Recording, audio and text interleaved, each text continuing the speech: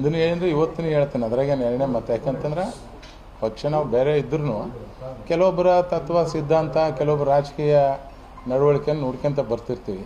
ಬಂದಾಗ ಒಂದು ಒಂದು ಚಿಕ್ಕ ಮಕ್ಕಳಿದ್ದಂಥ ಸಂದರ್ಭದಲ್ಲಿ ಯಾವುದೋ ಒಂದು ವಿಷಯ ನಿಮ್ಮ ಮನಸ್ಸಿಗೆ ತಲುಪುತ್ತಂದ್ರೆ, ಇಷ್ಟ ಆಯ್ತಂದ್ರೆ ಅದು ಹಂಗೆ ಕಂಟಿನ್ಯೂ ಆಗ್ತದೆ. ನಮ್ಮ ತಂದೆಯವರು ಎಕ್ಸೈಜು ಡೆಪ್ಟಿ ಸೂಪ್ರಿಡೆಂಟ್ ಆಗಿ ರಿಟೈರ್ಡ್ ಆದರು. ಎಕ್ಸೈಜ್ ಇನ್ಸ್ಪೆಕ್ಟರ್ ಇದ್ದಂಥ ಸಂದರ್ಭದಲ್ಲಿ ಅವರು ಅಲ್ಲಿ ಬಸವೇಶ್ವರ ನಗರದಲ್ಲಿ ಕೆಲಸ ಮಾಡ್ತಾರೆ. ಬೆಂಗಳೂರು ಅಪ್ಪವರು ಬಸವೇಶ್ವರ ನಗರ ಕೆಲಸ ಮಾಡ್ತಾರೆ. ಅವ್ರಿಗೆ ನಾವು ಅವಾಗ ಬೆಟ್ಟ ಹಾಕಿ ಹೋಗ್ತಿದ್ವಿ. ಸ್ಕೂಲ್ ಹಾಲಿಡೇಸ್ ಇದೆ, ನಾವು ಗುಲ್ಬರ್ದಾಗ ಓದ್ತಿದ್ವಿ. ಹೋದಾಗ ಬೆಟ್ಟ ಹಾಕೋದು ಸಿದ್ದರಾಮಯ್ಯ ಸಾಹೇಬ್ರ ಮನೆ ಅಲ್ಲೇ ಆಫೀಸ್ ಪಕ್ಕದಲ್ಲೇ ಮನೆ ಬರ್ತಿತ್ತು. ಸುಮ್ಮನೆ ಹೋಗಿ ನೋಡ್ಕೊಂಡು ನಿಂದಿರ್ತಿದ್ವಿ. ಆವಾಗ ಚಿಕ್ಕ ಮಕ್ಕಳು, ನಾವೆಲ್ಲ ಸಣ್ಣ ಹುಡುಗರು, SLC ಮುಗಿದು PUC ಓದಂಥ ಸಂದರ್ಭ ಚಿಕ್ಕ ಹುಡುಗರು ನೋಡೋಣ, ಅವರು ಒಂದು ಕುತೂಹಲ ನೋಡಮ್ಮ ಯಾರು ಅಂತಂದು ಒಂದು 2-3 ಸಾರಿ ಸಿದ್ದರಾಮಯ್ಯ ಸಾಹೇಬ್ರು ಅಬ್ಸರ್ವ್ ಮಾಡಿದರು. ಒಂದು ಸರಿ ಕರ್ಕೊಂಡೋಗಿ ಅವ್ರ ಮನೆಗೆ ಹೋಗಿ ನನಗೆ ಟಿಫಿನೇ ಮಾಡಿಸಿದ್ರು. ಬಾರೋ ಯಾರೋ ನೀನು ಅಂತಂದ್ರು.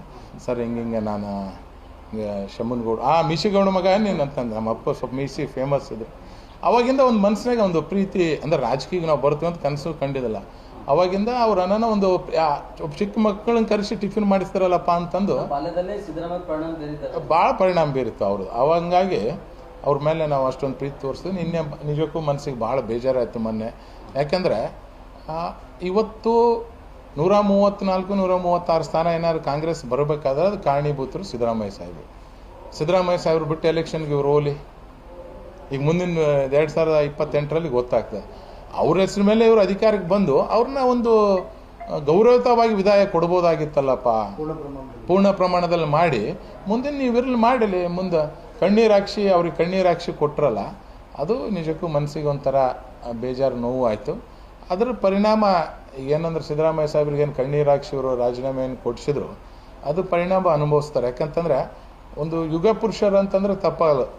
ಯಡಿಯೂರಪ್ಪ ಸಾಹೇಬ್ರಾಯ್ತು, ಸಿದ್ದರಾಮಯ್ಯ ಸಾಹೇಬ್ರಾಯ್ತು, ದೇವೇಗೌಡ ಸಾಹೇಬ್ರು ಒಂಥರ ಯುಗ ಪುರುಷರು ಇವರು. ಅವರ ಒಂದು ರಾಜಕೀಯ ಲೆಜೆಂಡ್ರಿ ನಾಯಕರು. ಅವರಿಗೆ ರಾಜಕೀಯ ಅಂತ ನಾವು ನೋಡ್ರಿ ಒಂದು ದೊಡ್ಡ ಮಿಸ್ಟೇಕ್ ಮಾಡಿದ್ವಿ BJP ಅವರು.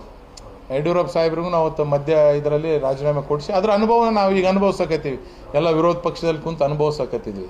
ಆ ಕೆಲಸ ಮುಂದೆ ಕಾಂಗ್ರೆಸ್ಗೂ ಹಾಗೇ ಆಗ್ತದೆ. ಇವತ್ತೇನೋ ಭಾಳ ಖುಷಿಯಲ್ಲಿರ್ಬೇಕು ಕೆಲವು ಜನ, ಏನಪ್ಪ ಸಿದ್ದರಾಮಯ್ಯ ಸಾಹೇಬ್ ಇಳಿಸಿ ಇವ್ರನ್ನ ಬೇರೆಯವ್ರನ್ನ ಮುಖ್ಯಮಂತ್ರಿ ಮಾಡಕತ್ತೀವಿ ಅಂತ.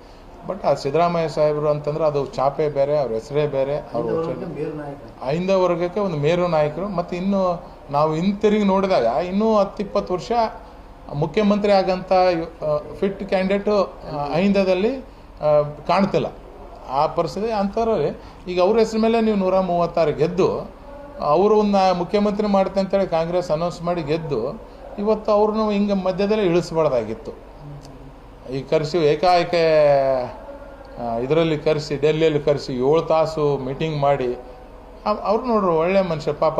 ಒಂದೇ ಅಷ್ಟೇ ಅಂದಮೇಲೆ ಮನಸ್ಸಿಗೆ ಎಷ್ಟೇ ಭಾರ ಆದರೂ ನೋವಾದರೂ ಇವತ್ತು ರಾಜೀನಾಮೆ ಕೊಡೋಂಥ ಕೆಲಸ ಮಾಡಿದ್ರು. ಇವತ್ತು ನೋಡ್ರಿ ಗ್ರಾಮ ಪಂಚಾಯತಿ ಬಿಡ್ಬೇಕಾದ್ರೂ ಅಧ್ಯಕ್ಷ ಬಿಡ್ಬೇಕಾದ್ರೆ ಎಷ್ಟು ಯೋಚನೆ ಮಾಡ್ತಾರೆ, ಎಷ್ಟು ಇದು ಮಾಡೋಕೆ ಎಷ್ಟು ಫೈಟ್ ಮಾಡ್ತಾರೆ. ಅದಕ್ಕೆ ಈಗ ನೋಡ್ರ, ಈಗ ನೀವು ಮೆಚ್ಕೊಂತಿರಲಿಲ್ಲ, ನಾವು ಸಿದ್ದರಾಮಯ್ಯ ಸಾಹೇಬ್ರು ಅಭಿಮಾನಿ ಅಂತಂದ್ರೆ ಮೆಚ್ಕೊಂತಿರಲಿಲ್ಲ. ಅದೇ ಕಾಟ ಕೊಟ್ಟು ಹಂಗೆ ಬ್ಲ್ಯಾಕ್ ಮೇಲ್ ಮಾಡಿ ಎಷ್ಟು ಜನ ರೀ, 136 ಜನದಾಗ ನಮ್ಮ ಕೇಳಿದ ಪ್ರಕಾರ 126ಕ್ಕಿಂತ ಹೆಚ್ಚು ಜನರು, 120ಕ್ಕಿಂತ ಹೆಚ್ಚು ಜನರು ಸಿದ್ದರಾಮಯ್ಯ ಸಾಹೇಬ್ರೆ ಮುಖ್ಯಮಂತ್ರಿ ಇರಲಿಲ್ಲ ಅಂತೇಳಿ ಹೇಳ್ದಂಥವ್ರು. ಇವತ್ತಿಗೂ 100ಕ್ಕಿಂತ ಹೆಚ್ಚಿನ ಶಾಸಕರು ಸಿದ್ದರಾಮಯ್ಯ ಸಾಹೇಬ್ರು ಇರಲಿಲ್ಲ ಅಂತ ಹೇಳ್ತಾರೆ. ಅಂದ್ರೂ ಒಂದೇ ಮಾತಿಗೆ ಹೈಕಮಾಂಡ್ ಅವ್ರಿಗೆ ಅಷ್ಟು ಫೋರ್ಸ್ ಮಾಡಿದ ಮೇಲೆ ಅವರು ರಾಜೀನಾಮೆ ಕೊಟ್ಟಿದ್ದಾರೆ. ಅದನ್ನು ನಿಜಕ್ಕೂ ಮುಂದಿನ ದಿನಗಳಲ್ಲಿ ಕಾಂಗ್ರೆಸ್ ಪಕ್ಷಕ್ಕೆ ಒಳ್ಳೆಯದಾಗಂಗಿಲ್ಲ. ಕಾಂಗ್ರೆಸ್ ಪಕ್ಷದ ಒಂದು ಬೆನ್ನೆಲುಬವರಾಗಿದ್ದರು. ತಮ್ಮೆಲ್ಲೂ ತಾವು ಮುರ್ಕೊಂಡು ಮುಂದಿನ 2028 ಯಾವಾಗ ಚುನಾವಣೆ ಬರ್ತದೆ ಕಾಂಗ್ರೆಸ್ ಪಕ್ಷ ಬೆಡ್ ರಿಟರ್ನ್ ಆಗ್ತದೆ. ಅದರಲ್ಲಿ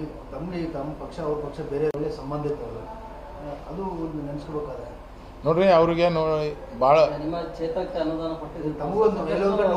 ಎಲ್ಲ ನೋವು ಹೆಂಗೆ ನೋಡ್ರಿ. ಈಗ ಲಾಸ್ಟ್ ಟೈಮು ನೀರು ಬಿಡುವಂಥ ವಿಷಯದಲ್ಲೇ ಸುಮ್ಮನೆ ಒಂದು ಫೋನ್ ಮಾಡಿ ಅಪಾರ್ಟ್ಮೆಂಟ್ ಕೇಳಿದ್ರು, ಬಾರೋ ಅಂತಿದ್ರು.